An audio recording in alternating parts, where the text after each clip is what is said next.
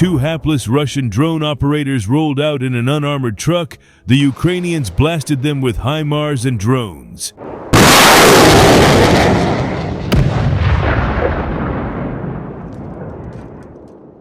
In a recent operation in southern Ukraine's Zaporizhzhia Oblast, the Ukrainian Main Intelligence Directorate orchestrated a coordinated strike against a two-man Russian drone team. The effort involved a surveillance drone, a high-mobility artillery rocket system, HIMARS, and at least two attack drones. The mission? To track and eliminate the Russian operators before they could deploy their Orlan surveillance drone, a key asset for Russian forces. Сход есть, набор наблюдаю. The operation began with a Ukrainian Shark surveillance drone patrolling a snowy dirt road on the Russian side of the front line. The drone spotted a lone civilian-style truck and began following it. This was no ordinary sighting. After losing over 15,000 purpose-built military vehicles, Russian forces have increasingly resorted to using civilian cars, trucks, and vans for transportation, and even for combat operations.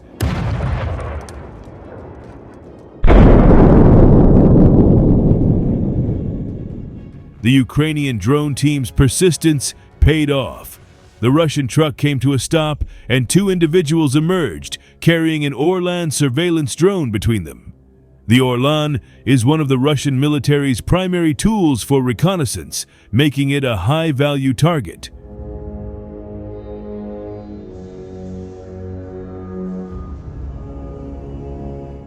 Determined to neutralize the threat before the Orlan could contribute to Russian surveillance efforts, the Ukrainian Intelligence Directorate swiftly contacted the Ukrainian Army. They requested support from one of the Army's American-made HIMARS launchers. The response was immediate. While the Russian team was still setting up their drone for launch, the HIMARS fired what appeared to be an M30 rocket from potentially dozens of miles away.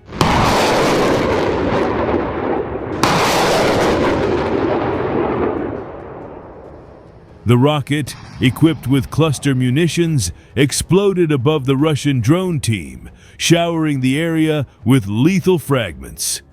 The Russian operators apparently fled the scene as they were nowhere to be found when the next Ukrainian weapon, an explosive first-person view FPV drone, arrived. The FPV drone flew through the open back hatch of the truck, obliterating the vehicle. A second FPV drone then struck the now abandoned Orlan drone. "The battle for freedom continues," the Intelligence Directorate proudly declared.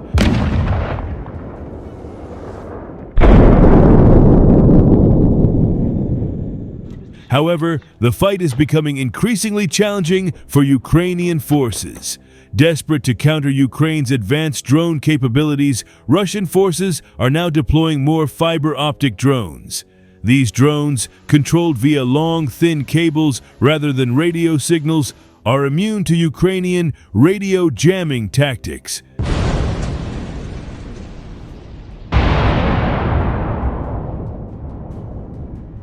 Meanwhile, in western Russia's Kursk Oblast, another grim scene unfolded. An assault group from the Russian 155th Naval Infantry Brigade, boldly flying the flag of the defunct Soviet Union, confidently advanced toward Ukrainian lines in up-armored vehicles. Their bravado was short-lived. The column drove straight into a minefield laid by the Ukrainian 47th Mechanized Brigade.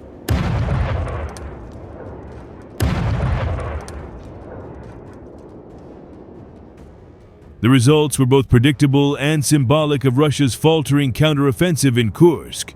The assault, which began in early November, aimed to reclaim territory lost 3 months earlier when Ukrainian forces invaded Kursk and established a 250-square-mile salient in the region.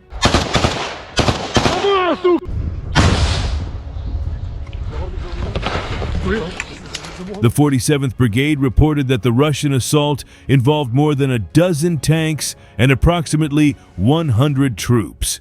They threw the elite Russian 155th Marine Brigade with their flags of victory into the assault, the brigade stated. The outcome was disastrous for the Russians. Mines destroyed several vehicles while drones targeted others and relentlessly pursued the dismounted infantry. In one harrowing moment, a shell-shocked Russian crewman exited his damaged vehicle, trudged a few steps through the snow, and then collapsed onto his back, only to be struck and killed by a drone.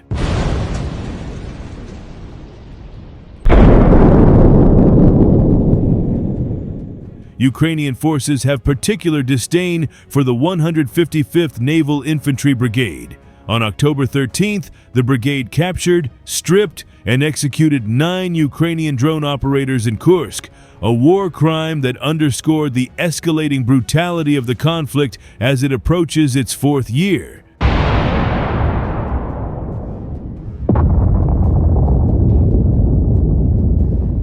Despite these challenges, the 47th Mechanized Brigade has successfully repelled at least 2 major Russian and North Korean assaults this month. The brigade has held the line along the western edge of the salient, while Ukrainian paratroopers launched a counterattack on the eastern edge on February 5th, advancing several miles. For the first time in months, the Ukrainian salient is expanding rather than shrinking. The battle for freedom, as the Intelligence Directorate proclaimed, continues. But the stakes grow higher with each passing day.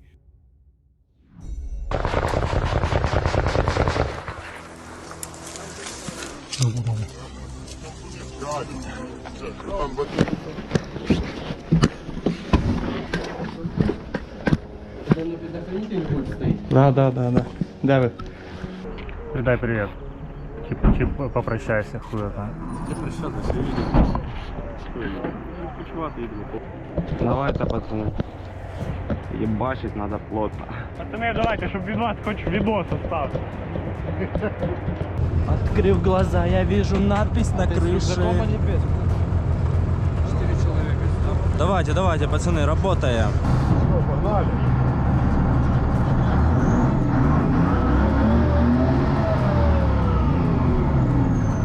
Десант, земля! Десант, земля!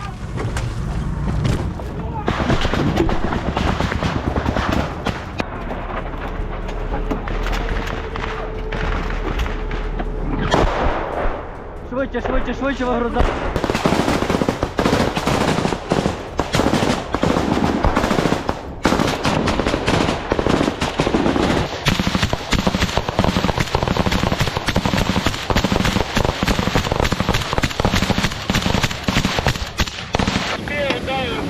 Вот радейка.